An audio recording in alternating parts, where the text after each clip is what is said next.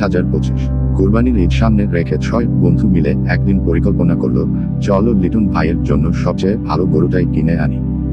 এই 6 জন হলো লিটন ভাই, বাপ্পা ভাই, ইয়াসিন ভাই, ইকবাল ভাই, তবু ভাই আর তৌহিদ ভাই।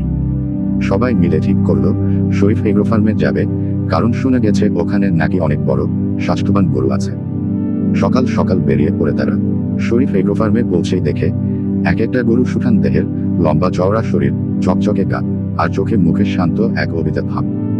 বাপ্পা ভাই তো দেখে বলল, লিটন ভাইয়ের জন্য পারফেক্ট। গরুটার নাম ছিল বাদশা, প্রায় 10 মনের মতো ওজন, বিশাল দেহ আর আচরণে খুবই শান্ত। সবাই মিলে একটু দরদাম করলো, খামারের মালিকও খুশি হয়ে ভালো দাম দিলেন।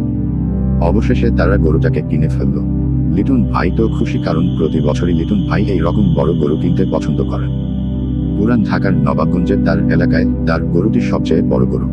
এলাকার লোকজন তার গরুটি দেখার জন্য সবাই ছুটে আসলো।